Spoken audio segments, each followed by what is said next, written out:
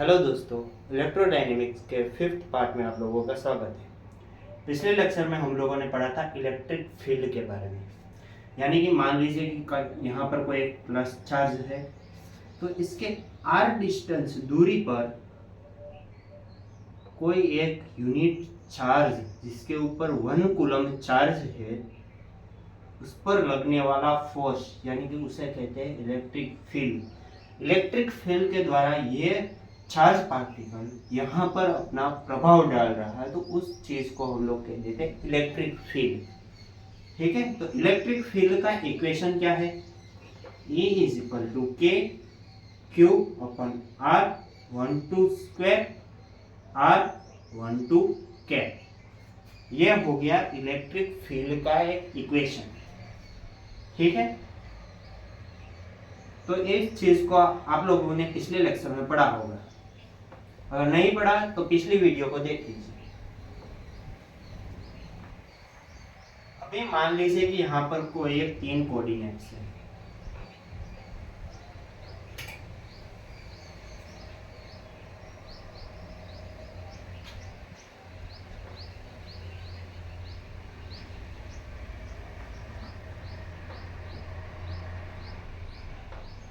ये है हमारा एक्स एक्सिस और ये है हमारा वाई एक्सिस और ये है हमारा जेड एक्सिस। तो क्या होगा अगर यहाँ पर एक से ज्यादा चार्ज पार्टिकल्स का एक system, number of n particles का एक सिस्टम हो।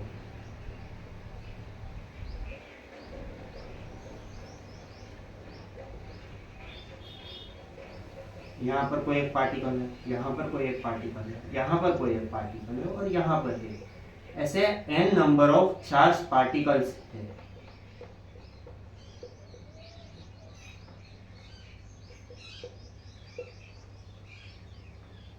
ये हो गया हमारा सिस्टम और इस सिस्टम का ओरिजिन से डिस्टेंस है r।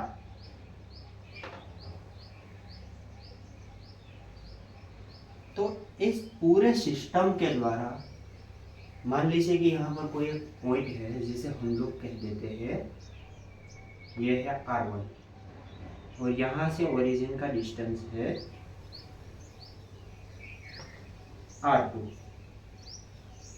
तो यहाँ से यहाँ का डिस्टेंस क्या हुआ? R12 cap is equal to R2 minus R1। तो ये हो गया यहाँ का डिस्टेंस इस सिस्टम से लेके यहाँ इस पॉइंट, मान लीजिए कि यहाँ पर कोई एक पॉइंट P है, तो ये हो गया इन दोनों के बीच का डिस्टेंस R12।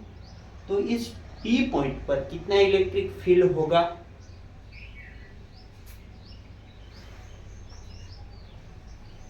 तो ऑब्वियसली हम लोगों को पता है कि electric field E is equal to k q R12 square R12 cap. ये हो गया हमारा इलेक्ट्रिक फील्ड का इक्वेशन। लेकिन यहाँ पर Q यानी कि इन सभी चार्ज का टोटल चार्ज, इसे हम लोग कह देते हैं Q। ठीक है, तो अभी मान लीजिए कि यहाँ पर कोई एक पर्टिकुलरली कोई एक पार्टिकल है जिसे हम लोग कह देते हैं Q1। अभी दूसरे सारे पार्टिकल्स को आप भूल जाइए। ठीक है, अभी मान लीजिए कि यहाँ पर थोड़ी देर के लिए मान लीजिए कि यहाँ पर सिर्फ Q1 है। तो Q1 द्वारा P पर लगाया जाने वाला इलेक्ट्रिक फील्ड, तो E इज इक्वल टू के Q1 R12 स्क्वायर R12। ठीक है, तो ये हो गया Q1 द्वारा P पर लगाया जाने वाला इलेक्ट्रिक फील्ड। सेम हम लोग देखते हैं पार्टिकल Q2 के लिए। तो Q2 के लिए E इज इक्वल टू के Q2 अपन R22 स्क्वायर। ये 2 है वो यहाँ का है, तो इस चीज को हम लोग अलग तरह से शो कर देते हैं 1P।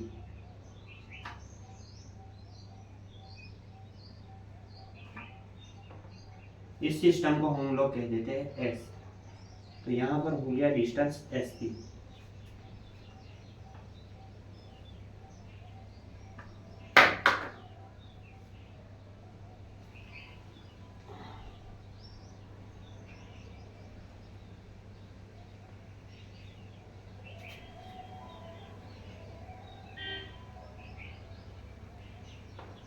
तो यहाँ पर डिस्टेंस होगा 1 पी और यहाँ पर हो गया 2 पी।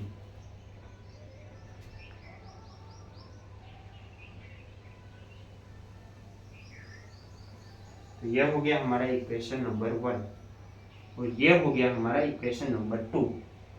अभी सेम टू सेम तीसरे चार्ज पार्टिकल द्वारा लगाया जाने वाला इलेक्ट्रिक फील्ड यानी कि Q3 इज इक्वल टू ई के Q3 R 3p square R 3p cap.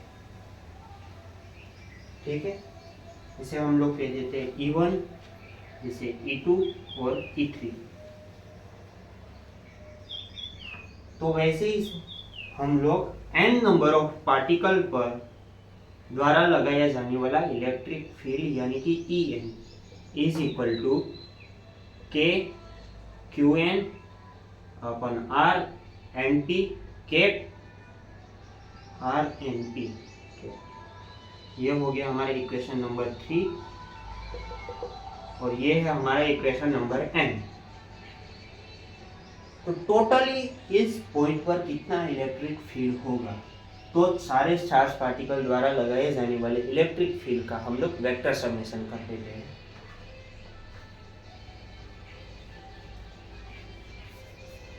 Obviously electric field vector है, इसलिए उसका वेक्टर समेशन होगा। तो टोटली पी पॉइंट पर इन सभी पार्टिकल्स के द्वारा लगाए जाने वाले इलेक्ट्रिक फील्ड का टोटली इलेक्ट्रिक फील्ड यानी कि ई, तो E is equal to vector E1 plus vector E2 plus vector E3, वैसे ही vector En।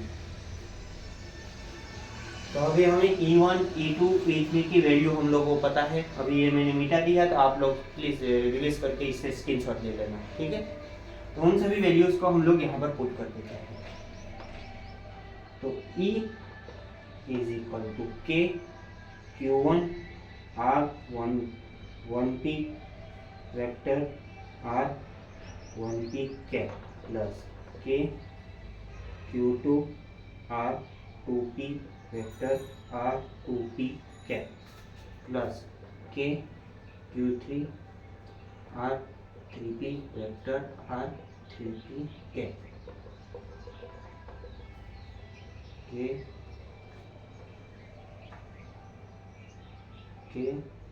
Qn R NP vector R NP cap. तो इन सभी चीज़ों में से हम लोग कॉमन निकाल लेते हैं। तो E इज इक्वल टू के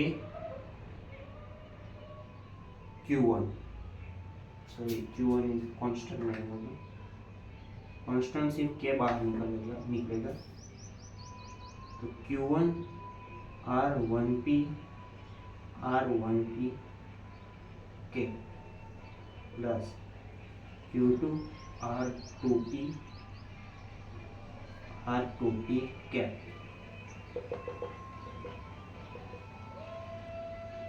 Qn R NP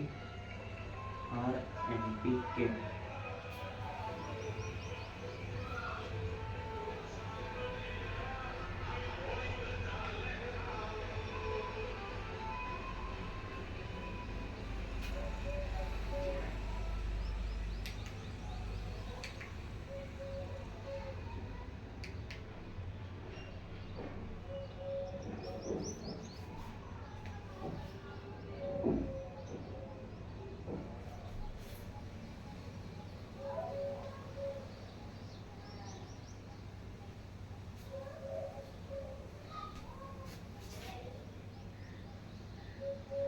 तो अभी हम लोग यहाँ पर ई का समेशन कर देते हैं। तो समेशन ऑफ ई, सॉरी अभी इन सब चीज़ों को मिटा देते हैं।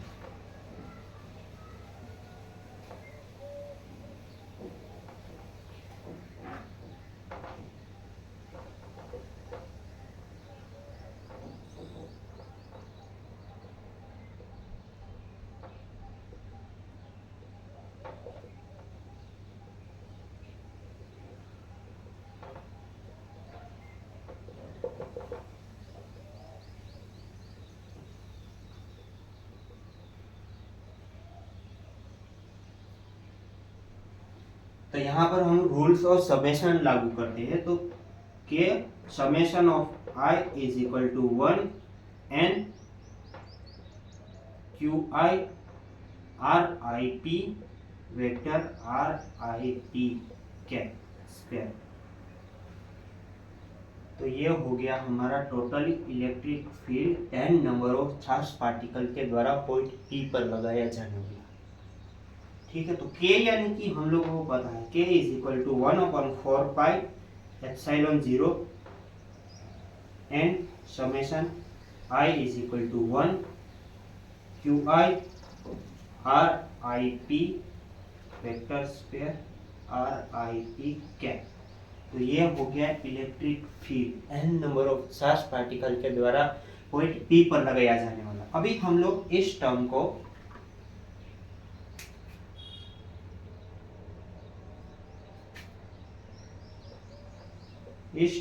कह देते हैं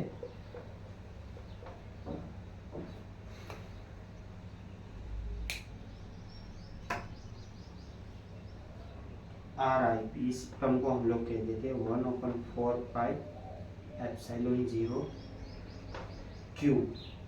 इस टर्म को हम कह देते हैं क्यू, पर्टिकुलरली एक नाम देते थे क्यू। ठीक है, तो यहाँ पे ये टॉपिक समाप्त होता है और अगला टॉपिक है इलेक्ट्रिक फ्लक्स।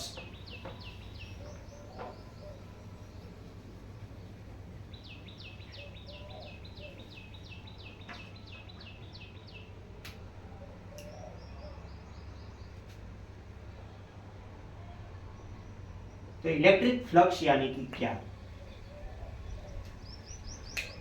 मान लीजिए कि यहाँ पर कोई एक पार्टिकल है, जैसे माइनस पार्टिकल है, सॉरी यहाँ पर कोई एक प्लस चार्ज पार्टिकल है, इसे हम लोग कह देते हैं Q। तो प्लस चार्ज पार्टिकल इसलिए ओब्वियसली इलेक्ट्रिक फील्ड इससे बाहर की तरफ होगा, बाहर की तरफ।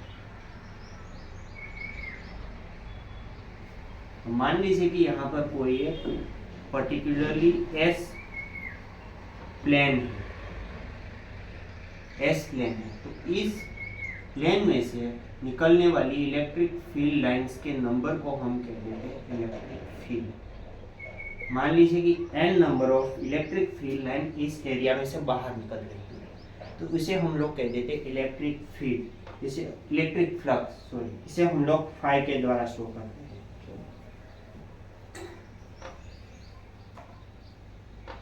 फाई। तो ये हो गया हमारा इलेक्ट्रिक फ्लक्स। तो मान लीजिए कि यहाँ पर कोई एक प्लस चार्ज है जिसे हम लोग कह देते हैं Q, और यहाँ पर एक S प्लेन है जिसका एरिया है डेल्टा S। डेल्टा S इसका एरिया है, ठीक है। और एरिया एक वेक्टर है, तो इसे हम लोग कह देते हैं वेक्टर A, ठीक है। तो उस एरिया में से बाहर निकलने वाला फ्लक्स यानी कि E डॉट ds, इसे हम लोग कह देते हैं इलेक्ट्रिक फ्लक्स। यानी कि इस एरिया में से n number of electric field line निकल रही है, तो उसे कह देते हैं इलेक्ट्रिक फ्लक्स, ठीक है। अभी मान लीजिए कि ये एरिया है वो सीधा एकदम प्लेन नहीं है, थोड़ा टेढ़ा है, इसे हम लोग टेढ़ा शो कर देते हैं जरा।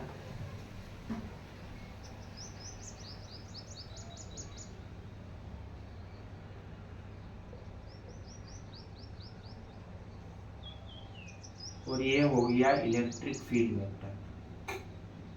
तो इसके साथ इसका एंगल हो गया थीटा। तो इलेक्ट्रिक फ्लक्स हो जाएगा E D s cos theta. ठीक है, तो ये हो गया इलेक्ट्रिक फ्लक्स। अभी मान लीजिए कि cos theta is greater than equal to 19, यानी कि कोस थीटा है वो 19 से ज़्यादा हो गया, तो ओबियसली के वहाँ पर cos theta is equal to lesser than equal to 0 हो गया।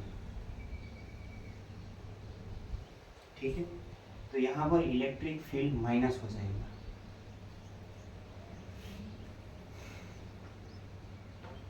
और theta is lesser than equal to 19, then cos theta is equal to greater than equal to 0, यानी कि इलेक्ट्रिक फील्ड फ्लक्स है वो प्लस में आ जाएगी, यानी कि वो इलेक्ट्रिक फील्ड ज़्यादा हो गया। ठीक है, और अगर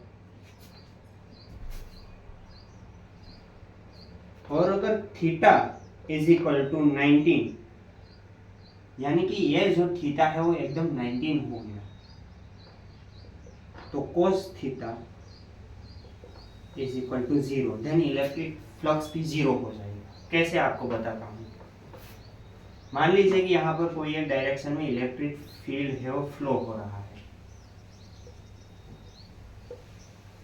और यहाँ पर जो ये एरिया है वो एकदम इसके सीधा परपेंडिकुलर हो गया है,